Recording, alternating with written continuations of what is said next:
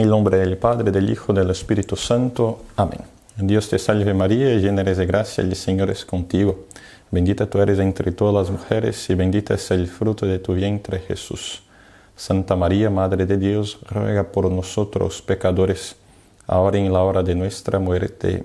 Amén. Hola a todos, soy el Padre João Vitor Santos de Brasil y voy a dar esta meditación de la aparición de nuestro Señor a los discípulos de Emaús.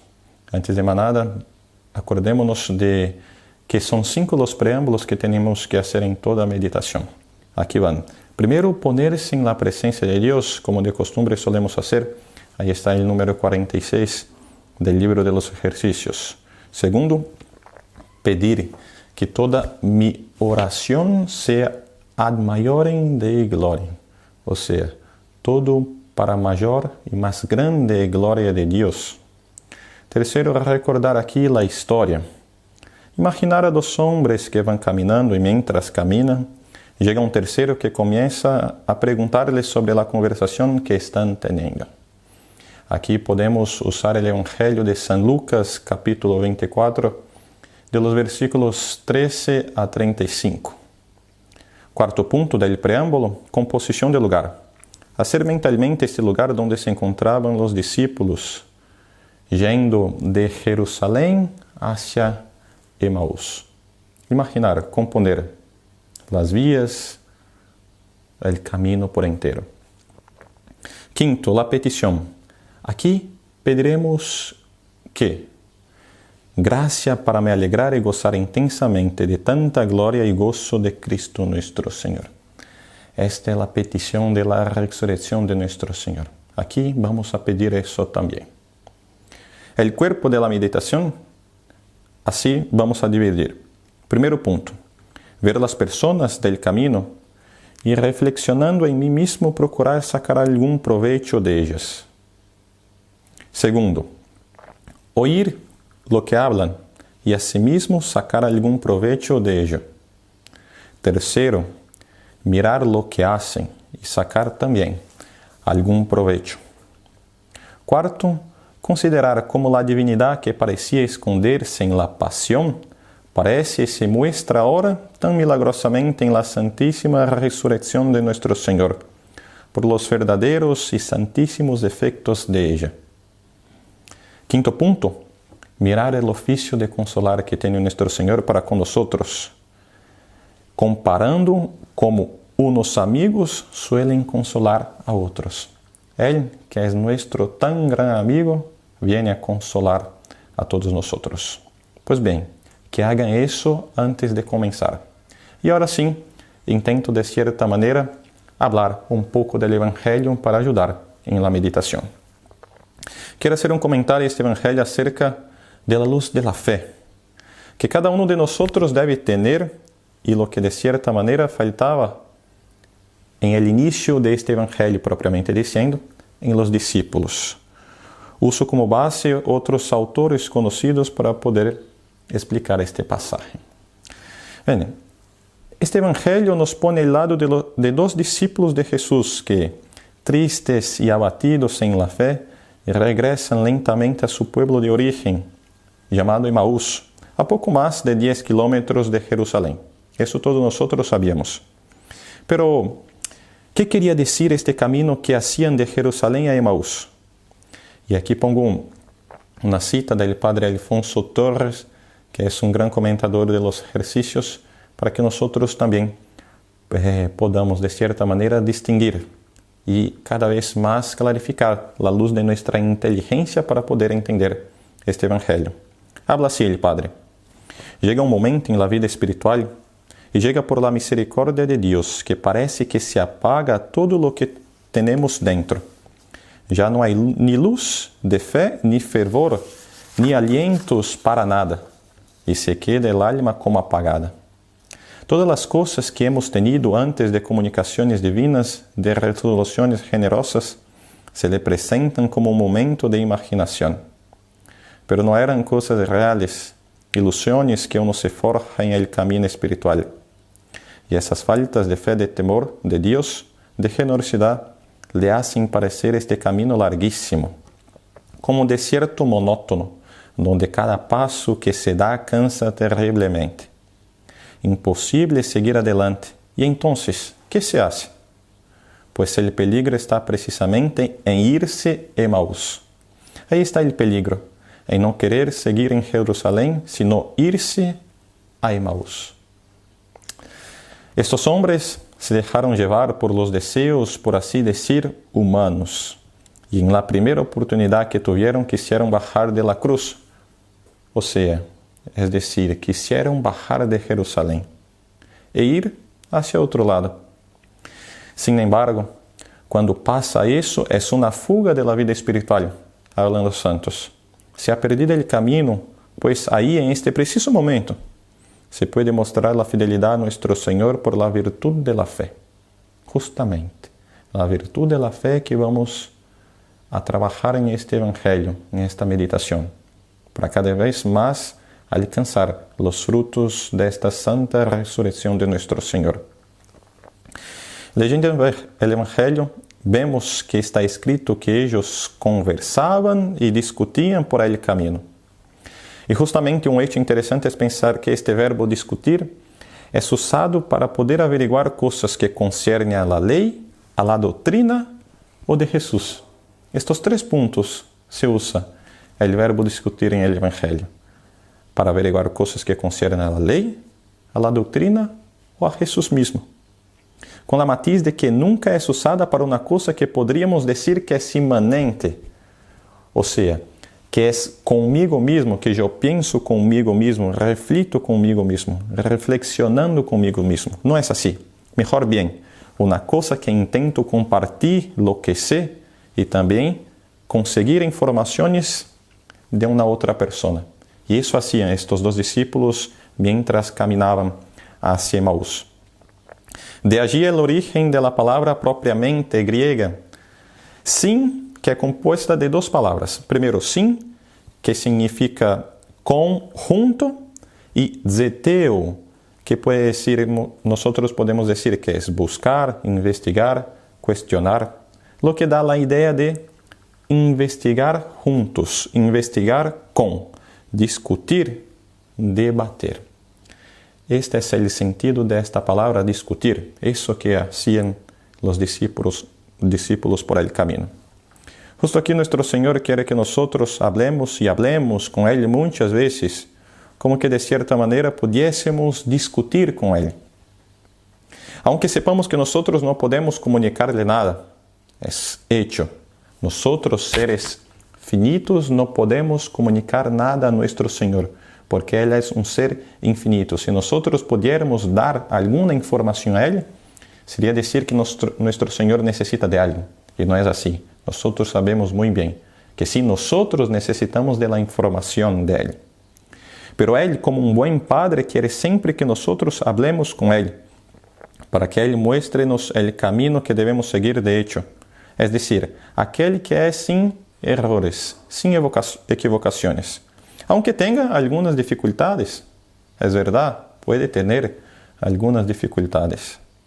Y eso solo va a pasar en la medida que cada uno de nosotros se abandone a la luz de la fe.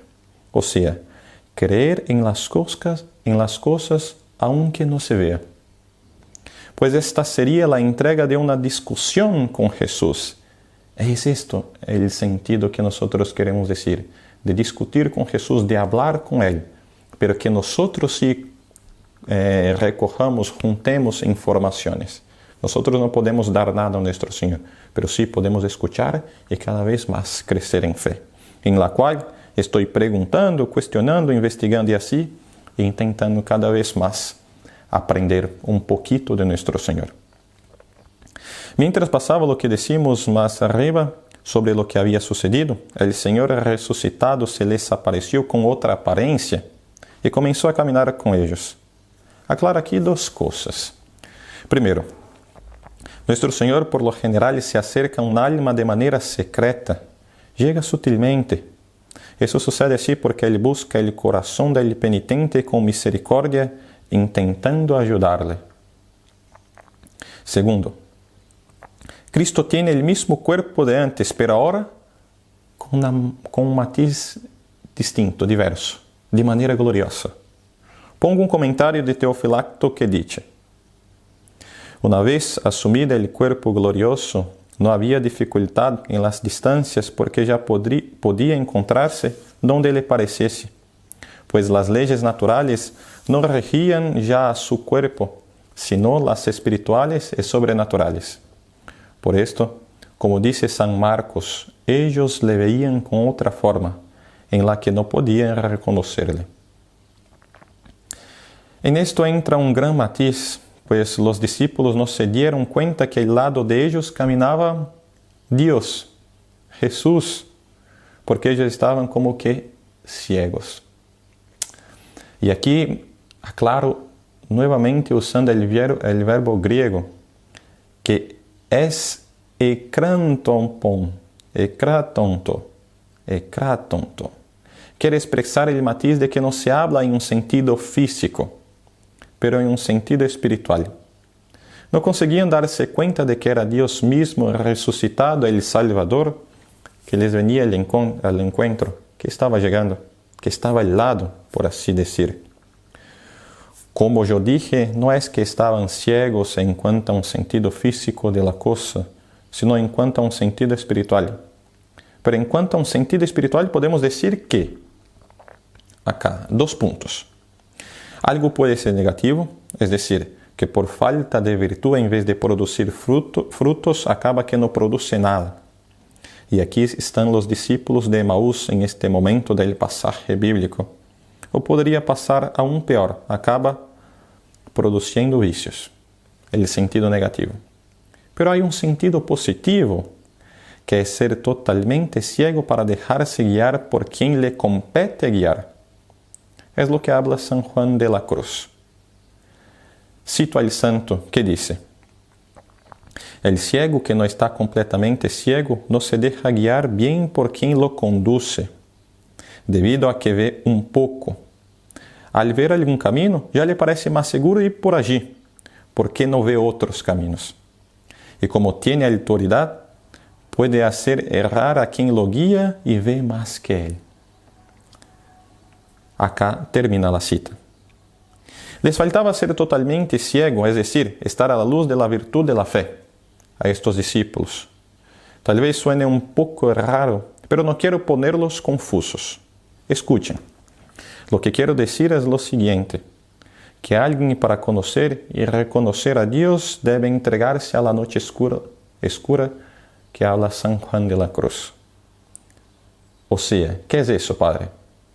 Privarse de las luces naturales y quedarse en oscuridad y ser guiado como un ciego solamente por la luz de la fe. Y es justo lo que habla San Pablo, que dice lo siguiente: ahora bien, sin la fe es imposible agradarle, porque aquel que se acerca a Dios debe creer que existe y que recompensará a aquellos que lo buscan. Entonces eso sería tener una discusión pasiva con nuestro Señor. Dejar que Él me muestre todo lo que debo aprender para cada vez más reconocer y seguir su camino. Es eso que nosotros debemos hacer y eso que debían tener hecho los discípulos de Emaús. Pues bien, regresando ahora al Evangelio nuevamente en la parte que los discípulos dicen: ¿eres tú el único forastero en Jerusalén que no sabes lo que ha sucedido en ella en estos días? Y a partir de esto yo intento explicar otro matiz de 2 verbos griegos. En la Escritura, cuando hablamos de saber, de entender, son usados los verbos ginosko y hoida, pero cada uno con su propia particularidad, empleado en distintos matices. Por ejemplo, el verbo hoida significa un conocimiento intuitivo, cognitivo, es decir, podríamos hablar de manera intelectual.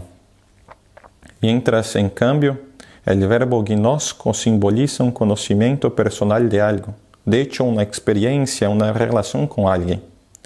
Y en cuanto a este último verbo que se ponía el saber de esta cita más arriba, o sea, de lo que citamos que hablan los discípulos: eres tú el único forastero en Jerusalén que no sabes, sabes se refiere a ginosko, o sea, algo experimentado, con lo que se sigue tal vez clarifique un poco mejor las ideas.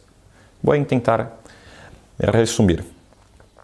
De esta respuesta interrogativa de los discípulos parece que ellos querían decir: eres el único que no sabe todo lo que ha pasado. Si lo saben todos los buenos, todos los amigos, su madre, y lo saben todos los malos, todos los que estuvieron ahí insultando y gritando. Todavía Jesús les pregunta: esto lo hemos hecho nosotros en nuestra vida. A veces yo sé de algo y pregunto a propósito: oye, ¿qué pasó? ¿Cómo estuvo la reunión? Y yo sé ya todo lo que pasó en la reunión y me dicen: ¿no te has enterado de todo lo que se dijo? Y yo todavía digo: ¿qué se dijo? Ya lo sé todo, ya me lo contaron, pero ese es un recurso pedagógico para dejar que sean ellos los que hablen. Y de hecho, los discípulos comenzaron a hablar, aunque Jesús, de hecho, nosotros sabemos que él ya sabía todo. Entonces aquí va la aclaración principal. Cuentan los discípulos todo lo que había ocurrido en los últimos 3 días, y así los discípulos terminaron revelando el motivo de su tristeza.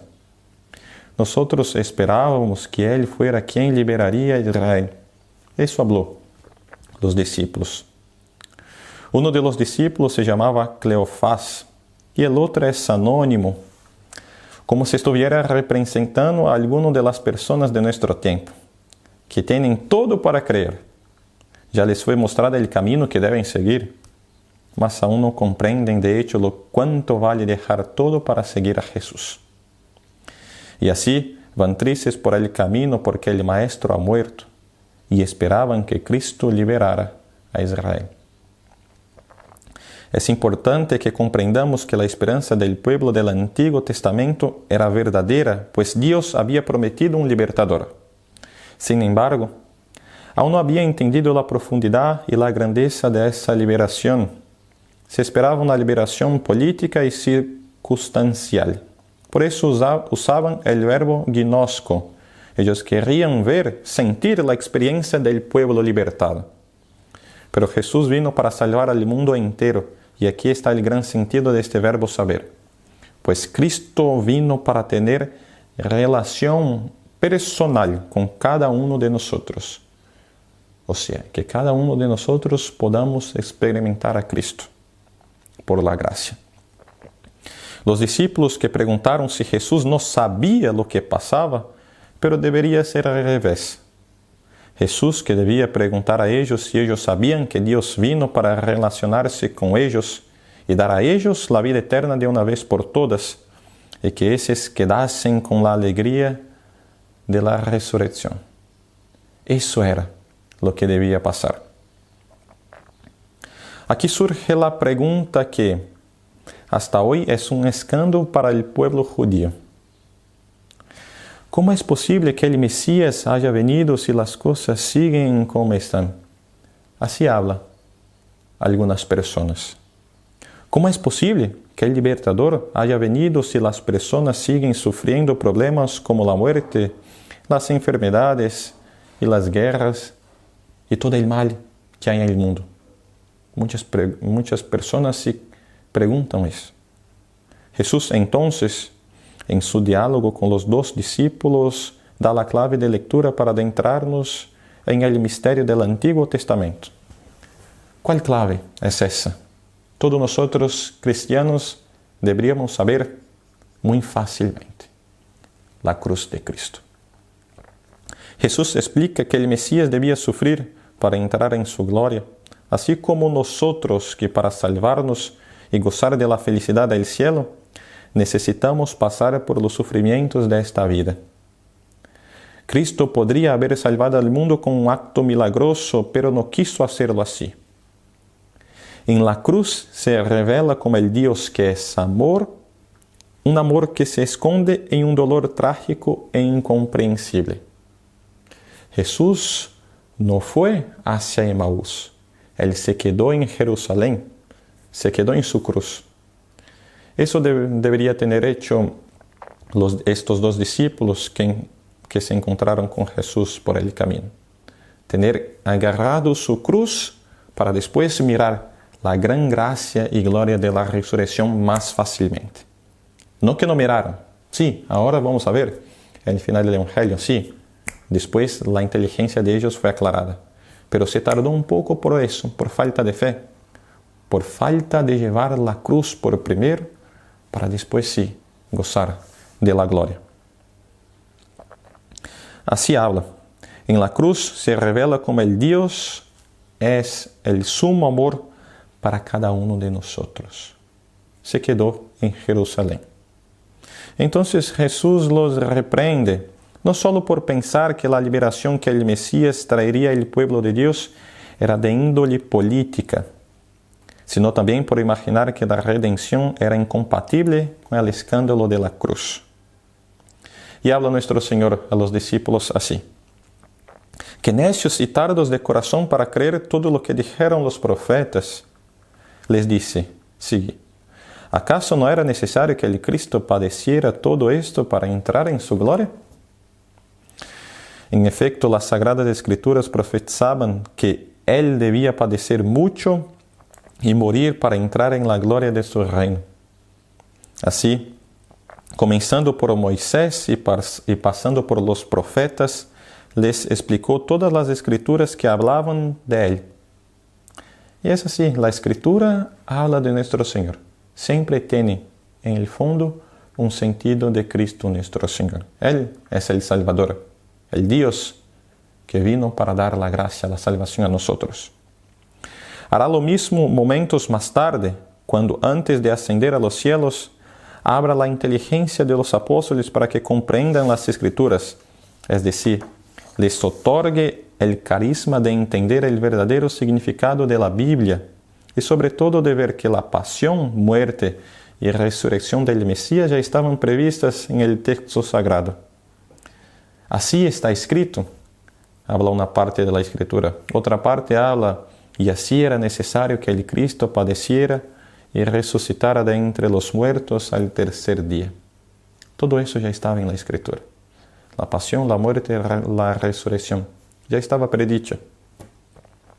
Al escuchar esta explicación, el corazón de los discípulos de Emaús comenzó a arder, pues comprendieron el misterio de que en la aparente derrota de Cristo en la cruz había una victoria extraordinaria. Cristo no fue derrotado allí. Allí Él venció y resucitó glorioso.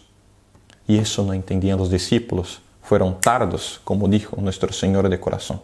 Pero sí, después poder entender. ¿Por qué? Porque se dio un gran sentido. Esta virtud de la fe creció en ellos al momento. Y pudieron entender.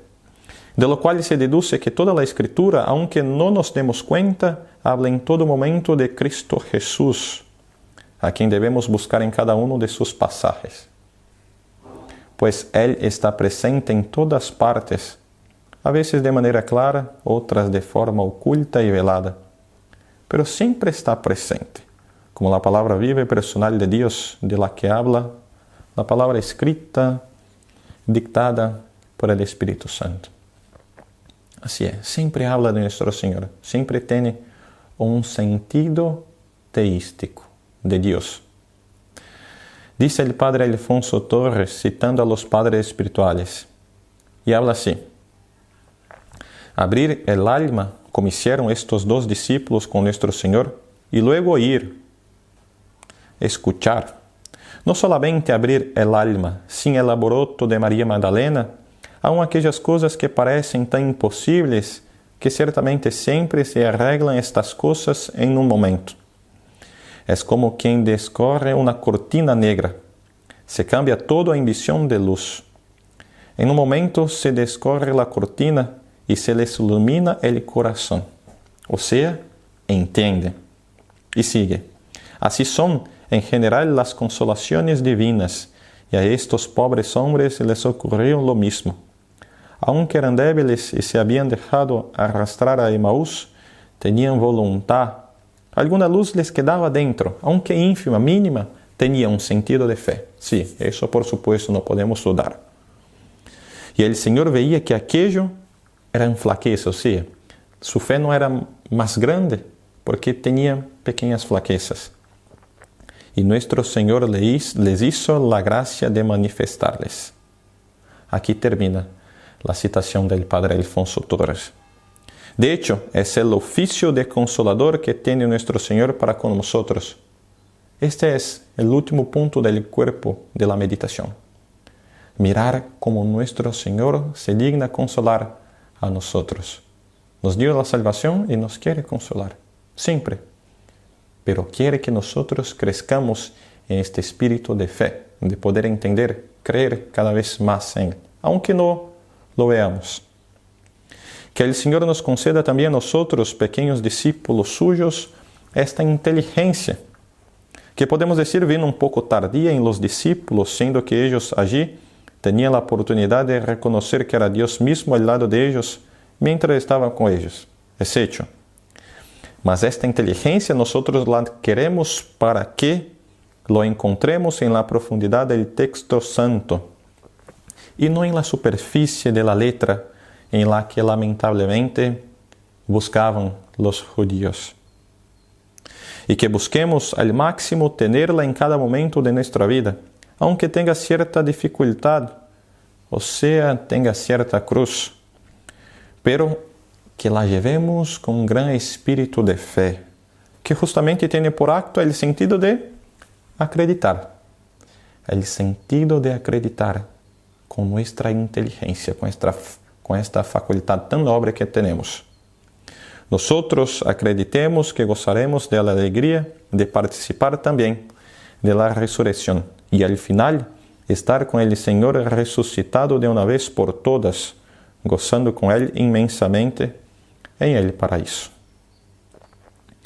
Terminar con un coloquio a nuestro Señor resucitado pidiendo la gracia de la virtud de la fe, que esta virtud cada vez más pueda crecer en nuestra alma y así cada vez más nosotros podamos reconocerlo y esperar, por amor, gozar un día con Él, también de la resurrección que Él ya ha gozado.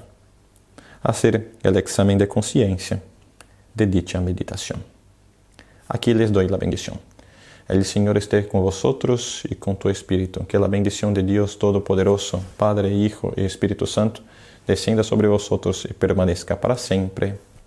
Amén.